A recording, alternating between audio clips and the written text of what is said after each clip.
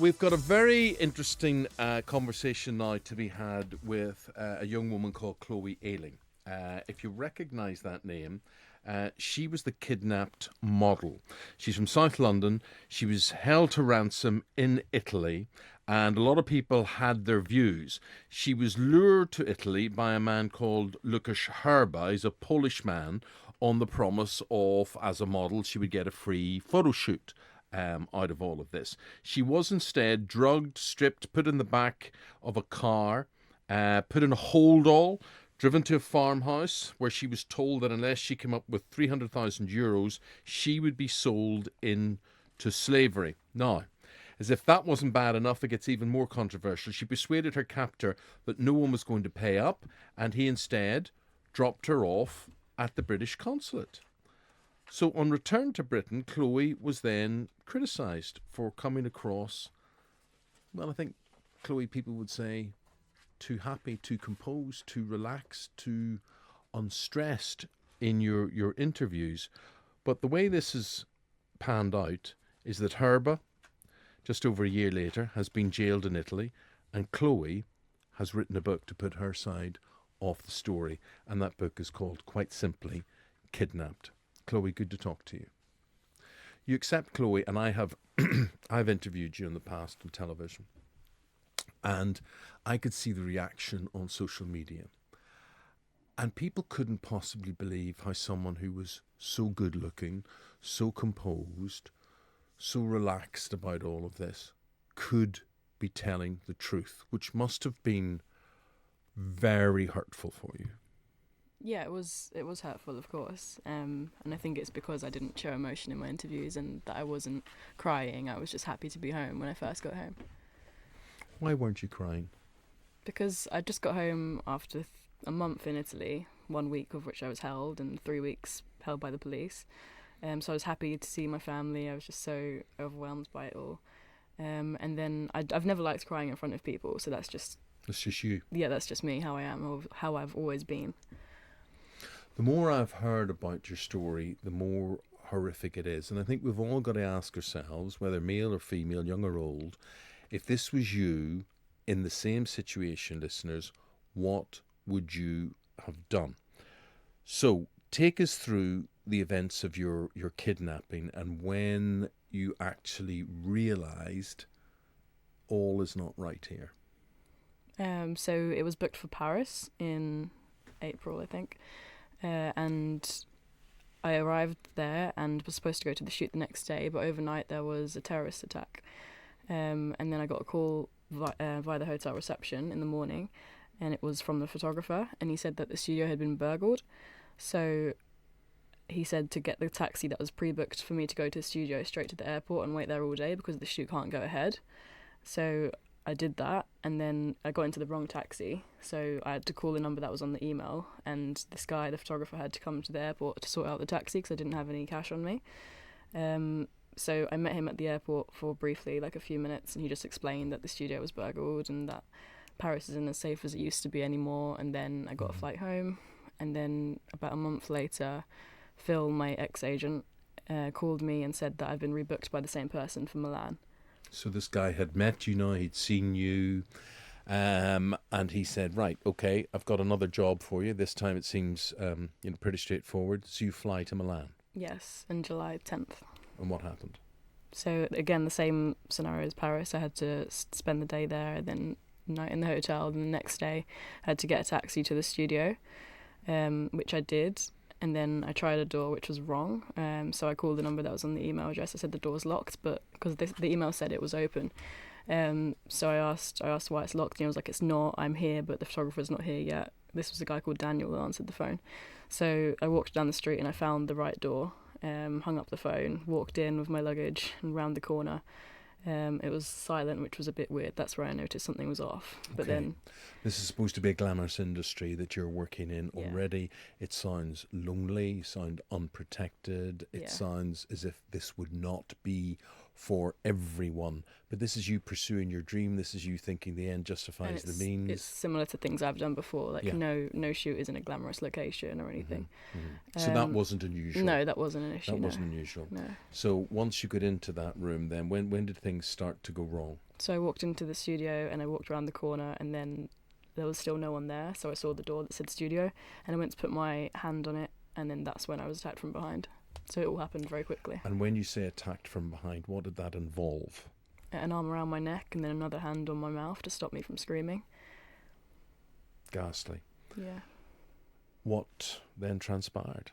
And then another guy ran to the front of me with a syringe, and obviously he was like pulling out my arm, and I was trying to fight away because I didn't know what it was. I didn't want it to go into my arm. But the guy was holding me from behind so tightly, and I could barely breathe. So I just couldn't do anything in that situation. I was just helpless. So it went in. You woke up where? In the boot of a car, in like a black hodl, like a rubber kind of hodl. How awful. How absolutely. I mean, just trying to think about that. Anybody who has any sense of claustrophobia, how did you feel? What was your reaction? I was still so drugged at that point, so at first I couldn't work out where I was. Was I in a plane, a boat, a car? So it took me a while to realise that. Then I felt the restriction on my face, so I was like feeling what was on it. I managed to get the tape off. Then I felt that I had handcuffs on my wrists and on my ankles, but there was like a hole near my mouth, so for me to breathe. So I started to put my hands through that hole and like to figure out where I was. Saira, you're listening to this. What are you feeling? I mean, first of all, you know, it's shocking to hear that's what's happened to you. I mean, I read about, you know, the rise of the dark net and sex trafficking. You know, you read about it, but I never thought I'd be able to talk to somebody who's actually been through it. Yeah. I mean, obviously you're going to talk more about the story, but at this point, you know, there are people out there who'll be listening going, she's lying. I don't believe her story. And you're being judged by us, the public. Well, the courts have believed her story. Yeah, but how do you, after what you've been through, how do you deal with that? The fact that people still The doubt, think you you're- mean? The the doubt. and because there is doubt still for many people out there. Yeah, well, it was kind of out of my control, so I had to just wait until the verdict, really. But I just knew the people close to me believed me, and so did the authorities, and that's what mattered to me, so I just tried to block out everyone else. Why, or did, one of the controversies is that you made friends with your captor, and that to, I suppose, lull him into a false sense of security.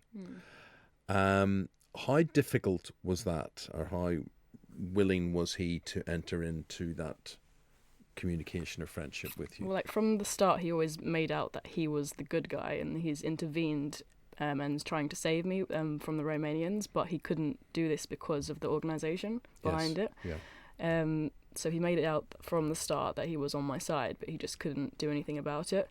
So I knew I had that kind of entry. And then from the second day where we shared a bed, that's when we started to talk more. And then where I saw he was opening up more, because at first he was very cold, very dry. When he started opening up more, that's when I was able to talk more to him, ask him questions, he would respond. And then as the days went on, that's how we started to form kind of a stronger relationship. And when you say you shared a bed, you literally just shared a bed. Yeah. And what do you think? I mean, do you think this guy, he's now in prison? What do you think? Do you think his story was true, legitimate, that he was acting for mobsters elsewhere, that he was a middleman? Or do you think he had an infatuation with you, or he was a lone wolf? When I was there, obviously I believed everything he would say. I would never doubt him at all. He was just so detailed in his responses, never gave me a reason to doubt him. But then the first time I started to think that he was lying was when I appeared in court at the pre-trial hearing in Milan after 3 weeks of being in Italy. And that's when all the new details were coming out. For example, the prosecutor said, "Did you know the picture of you drugged was on Lucas's phone?" And then I said, "How's that possible?" And he wasn't even at the studio. But then it turned out he was one of the masked men. And like he ordered the ski mask, he ordered the black bag that I was held in, and there was emails found on his computer asking his brother to get the black bag. So that just didn't make sense to me, and I still couldn't get my head around the fact that it could just be him and an accomplice, not a massive organisation. What was his motive, if it was just him? I think it can't just be money, because why would he be so definite to get me? And the fact that he added me on Facebook 2 years prior to this kind of makes me think that it's like an obsession in a way. And in what way did he, outside, kidnapping you, could you see the adoration in his eyes, for instance? I mean, could you see, you're an incredibly stunning woman. You can tell if someone's looking at you in a certain way, whether that's love or whether that's lust. What did your feminine instinct say about this man? At the start, I didn't really see that, but then, like I said, as we started talking more, he was giving me compliments and things, and I was just thinking, that is my chance to get out, and I've got to play on that and use that, and just basically tread on eggshells around him to please him, to make him happy, making him laugh, things like that. And did you give him any sense of hope that, him and you sometime in the future? Yeah, that's what I had to do, because he would ask, can I kiss you and stuff, and I wouldn't do it then. I would say, my head's not right at the moment, I just need to be free, I can't do this when I'm just trapped here. So I would put it off to the future, and I would say, if you release me, I promise I'll do this for you and things.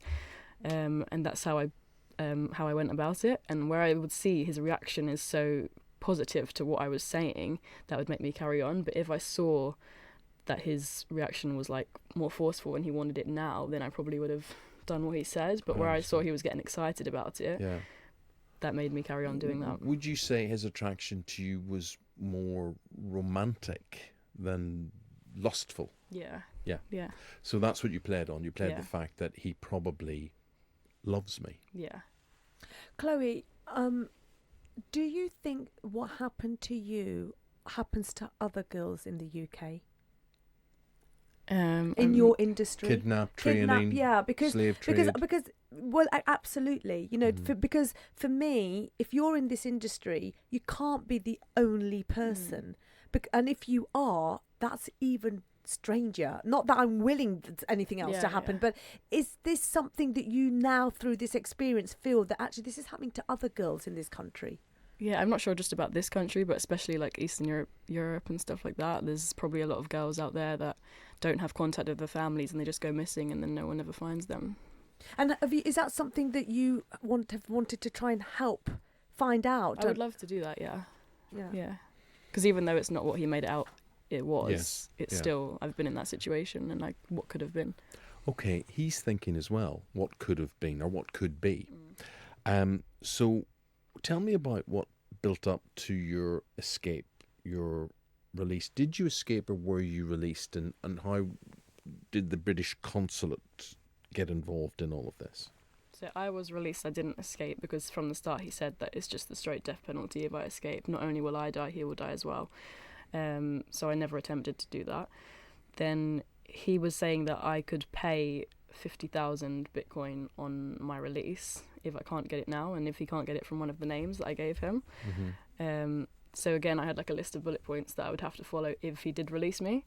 So I was just promising him that I would do all this. That included not telling the police anything.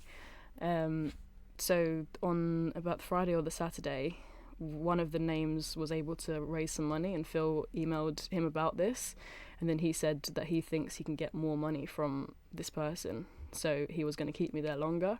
And then I just completely broke down crying. I was because by this point he had said that he was hoping to release me on the Monday. So I just completely broke down. I was please, I'll pay it on my release, I promise. And then he said, okay, fine, I'm going to try and convince my boss in the group to do this. And then he said that he would drop me at the consulate on Monday, but he won't drop me straight there. I'll have to walk 20 minutes because he doesn't want the cameras to catch his face. So then he said I needed shoes, so I had to go and buy shoes with him at the village on the Sunday, because I was stripped of all my clothes. I didn't have anything, so I just wore his old Polish tracksuit.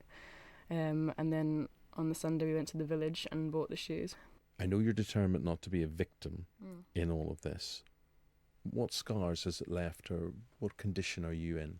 Well, I think where I was so stressed about it being a massive organisation, people still being out there to get me, then when I heard that that's not the reality of it, I was just so happy and reassured that it was just amazing to know that both people involved have been caught and they're both in jail. knowing that there's no one else out there. So that was like a major thing for me. And then the first few months when I wasn't totally convinced, I had trouble sleeping. Like I would stay up all night because I was scared something would happen at night still. And then gradually it just got better. I started to travel more and spend more times with friends and put this in the past as much as I could. Are you still glamour modelling? Are you still doing exactly what you did before this? Are you taking those phone calls and going to happened? Paris and going to Milan and No, going? I left my ex-agent when I got back to the UK because obviously he failed to do the checks. So you're not doing that work anymore? No. Okay. I've still done shoots, but only with the people I've worked with before and I trust.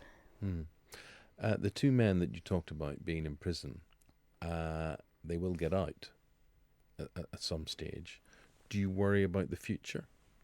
Well, over 16 years is a long time, so I don't really think about that. You don't think about it, yeah. What do you think about now? What about? It's quite obvious that Chloe, you're a very smart person as well.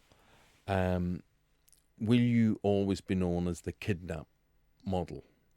How will you forge your career? How do you see the future beyond all of this? I haven't really thought about that at the moment because I've just been living in the moment for this past year. So I haven't really thought about the future too much. But I don't want to be known as that forever. I think the main achievement would be not to think about the past, wouldn't it? How do you wake up at night thinking about the past? No, I don't like thinking about it. So when I talk about it, I stick to the point, very factual with the information I give. But then it's like when writing the book, you have to go back to the detail, and that kind of puts you in feeling how you felt when you were there for the 6 days. Why did you feel like you needed a book? Because I'm just trying to think, if something so traumatic happened to me, I would probably want to hide away in the arms of my family, get better, and then just get on with my life. But you've got an agent, you've got a book coming out, well, your book's out, you're going around the TV stations talking about it.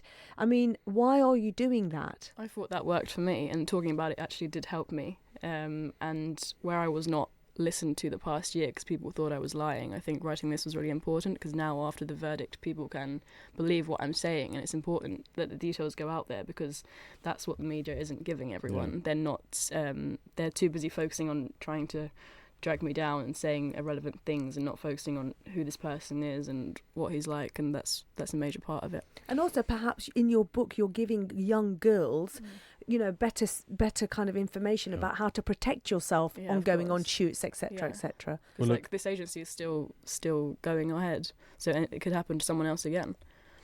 Well, as you say, Chloe, everyone has had their say. Now you're having your say. Her book is Kidnapped. That is the official account of what happened to Chloe Ayling just over a year to go. She refuses to be labelled the kidnap model anymore. She refuses to be labelled a victim. She is a survivor. Thank you for sharing your story with us, Chloe. Thanks, Chloe. Thank you very much indeed. Thank you.